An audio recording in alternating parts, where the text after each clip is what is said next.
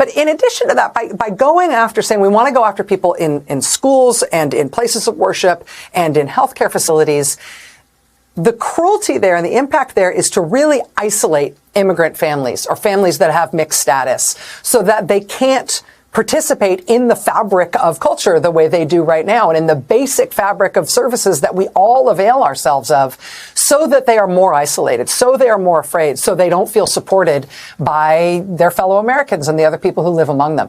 I wonder if you think that is the aim, and if so, if there are other things that Americans who are not in immigrant families. Donald Trump has spent his entire career in politics talking about mass deportations, fear-mongering against immigrants. And it's not just because Donald Trump is a vile racist. No, it's because he wants to appear tough and strong and in control and commanding. Donald Trump wants to lie to you and say he's putting America first when the America he's putting first is the corporate elite in America, not working class people. But of course, Donald Trump wants to project strength with his lie about mass deportations, but that's difficult to do when Donald Trump thankfully cannot do his mass deportations. And all of that is coming out in a devastating report for Trump that we are going to get into.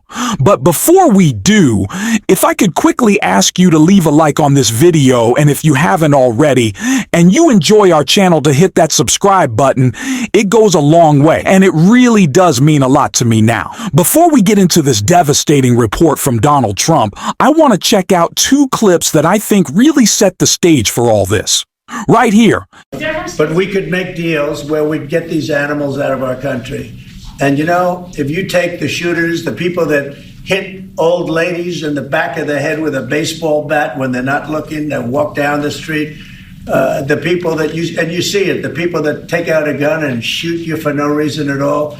If we could get these animals out of our country and put them in a different country under the supervision of somebody that made a relatively small fee to maintain these people, because you know what? These are criminals. You call them hardened criminals. They've been in jail 40 times. There's one 42 times. And every time the person gets out, it's a he. Every time he gets out, he commits another crime within 24 hours. And it's a heinous crime. It's a rough crime. We don't want these people in our country either. We don't want them in our country. We're signing an executive order to instruct the Departments of Defense and Homeland Security to begin preparing the 30,000-person migrant facility at Guantanamo Bay. Most people don't even know about it. We have 30,000 beds in Guantanamo to detain the worst criminal illegal aliens threatening the American people. Some of them are so bad we don't even trust the countries to hold them because we don't want them coming back, so we're going to send them out to Guantanamo. This will double our capacity immediately, right? And that's a tough place to get out of. Today's signings bring us one step closer to eradicating the scourge of migrant crime in our communities once and for all. And it was just so part of Donald Trump's plan is to deport American citizens. You heard him right. Deport American citizens. He wants us spending money on that. My God. The Doge people cracking down on, trimming the fat by eliminating whole agencies that actually benefit people and protect American soft power abroad. That's great. But we want to blow a bunch of money on flying people all over the world, American citizens to deport. I don't even know it. It gets hard to comprehend sometimes. And then the second clip, Guantanamo Bay, it took 2 weeks, for camps to start under Donald Trump. Again, an attempt to project strength from him and I think to just intimidate people. I think that is what this is all about, fear and intimidation from Donald Trump. He has to pretend to look strong because he knows he is not. And especially in this presidency, he is a lame duck. He can't run again. Let's pray. He can't get anything through Congress because Republicans are all divided and dumb as hell. They don't know how government works. They can't do anything. Do you think Marjorie Taylor Greene knows how to legislate? No, we saw it for 2 years. We tried to get you people to vote against it.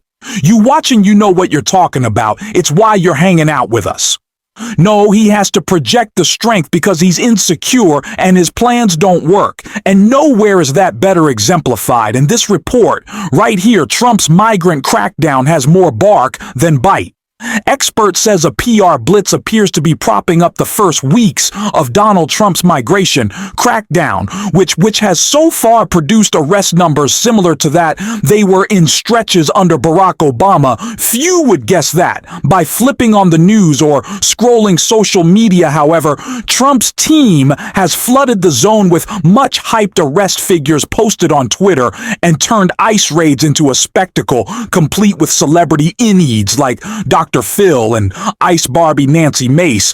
Tagging along, REI noted, things are not entirely the same under Trump. She has noticed a higher presence of ICE agents at colleges in Florida, where she's an immigration law professor at Florida State University. She has also heard a rumor that local ICE officers are being mandated to make 75 arrests a day. While there is an intense urgency from the White House, it is yet to translate into a spike in arrest or removals. At least not that REI has witnessed. The number of calls I'm getting is more or less the same as they were this time last year. She said so for all of y'all. So worried about Joe Biden's failures at the southern border that saw a lot more success than many months, many stretches during the Trump administration, at the end of the Biden administration. Are you happy with these numbers? Are you happy with any numbers Donald Trump has produced? I see all these tweets from these Republican influencers saying, I'm so happy with what Donald Trump has accomplished. It's been such a great presidency. I think Elon, some other goober, some other goofball, some of loser tweeted, I think Trump has accomplished more in a week than any president has in 4 years. I hate these people. What are the numbers that you're pointing to? Eggs up about 1,000%. The immigration crackdowns that you promised that, thank God, aren't happening, not coming to fruition. What's the big win from Donald Trump? Gulf of America, the culture war. Nonsense. Okay? I guess as we knew all along, they never really cared about anything substantive. What a shock MAGA doesn't have any actual plans. Woo. And the ones that they do have are more inhumane than we could have expected. And Jasmine Crockett was not only calling that out, but talking about how we're going to fight back against that on MSNBC. Scrapped a long-standing U.S. policy that says immigration agents can't enter public schools or healthcare facilities or houses of worship to go after immigrants. Today, people protesting that change rallied at a historic Episcopal church in New York. Yesterday, the city council in Ithaca, New York, voted unanimously to bar local law enforcement from cooperating with ICE raids. That's despite the Trump administration threatening to prosecute Ithaca public officials who don't cooperate with their crackdown. Yesterday, one school superintendent in Alice, Texas, posted a letter alerting parents that ICE agents might board school buses to check citizenship of school kids. According to information the school board had received, that letter went up yesterday. It has since been removed from the school district website. From churches to schools to city councils to parking lots, people are pushing back against this administration's attempts to harass and arrest immigrants in their communities. Today, Texas Congresswoman Jasmine Crockett was part of a group of lawmakers that introduced legislation to protect immigrants in sensitive locations. Congresswoman Crockett says in her district, kids are already missing school because parents are afraid of being arrested as they drop their kids off at school. She says families are also skipping doctor's appointments and even emergency care that they need because they're afraid of being arrested at the hospital. Congresswoman Jasmine Crockett joins us live now. Congresswoman, it's really nice to have you here on the show. Thank you for making time. Absolutely. What should people understand about the rationale for protecting places like schools, churches, synagogues, hospitals from immigration enforcement actions in the past? Yeah, I mean, this is very simple. First of all, I don't know my country anymore, right?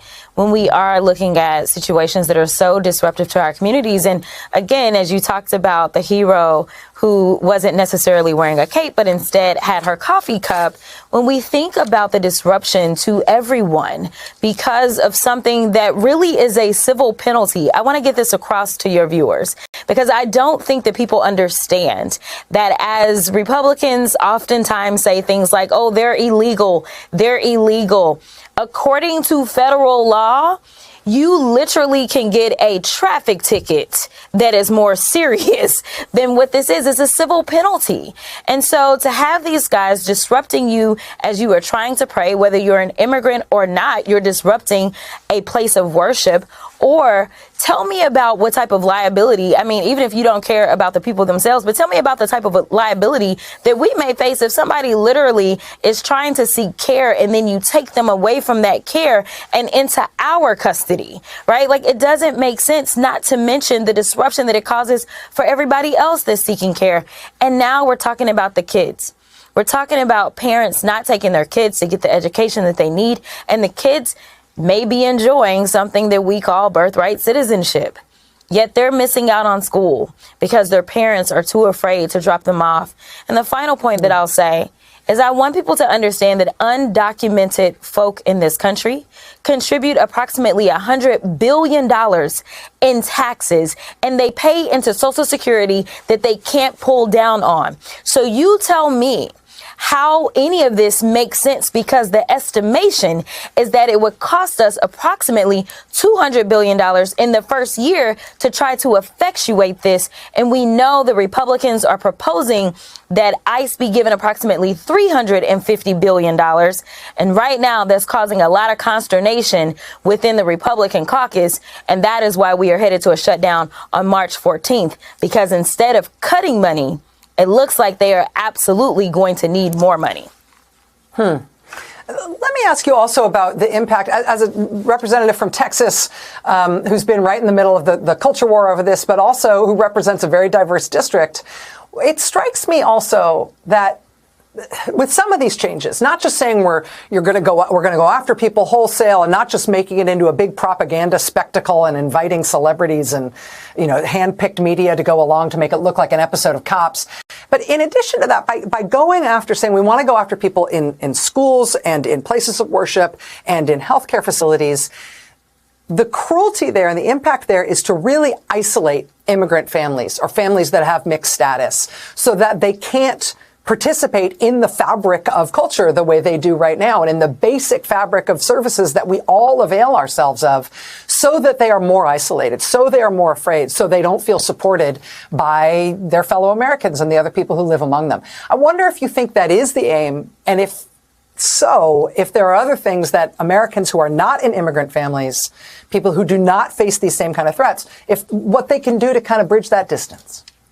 Yeah, you know what? I think it's that, but I think it's even deeper than that. What we've seen out of this administration is nothing but chaos and confusion. That is how they, quote unquote, lead, right? And so here's the deal. Whether it's legal or whether it's not legal, it has the same effect, right? So he decides, you know what, I'm going to make a big spectacle out of getting rid of this executive order. And then next thing you know, we're having to file legislation to try to protect. But who's keeping up with all of this drama that's happening? At the end of the day, it's whatever news headline they saw last or first, or whichever one they feel most comfortable with. And so right now what we have is that they have been able to inflict fear. This is why you brought up Texas, and this is going to impact Texas a ton, as well as the rest of the country. But even when we start to think about the farms that we have in Texas, or we think about the fact that he even tried to do his little tariff war with Mexico. Mexico and Texas, we share a very special relationship for a lot of different reasons. But one is because they are our biggest trade partner as well. So now we've got all of these farmers that are saying, hey, my farm workers are not showing up. It's not just the schools, the hospitals, and the religious institutions. It's actually everywhere. They are afraid to go to work, and that's only ending up causing more issues for us as Americans. And that's what I need people to understand. This isn't a matter of, oh, well, that's over there. This impacts all of us because, again, we are a country of immigrants.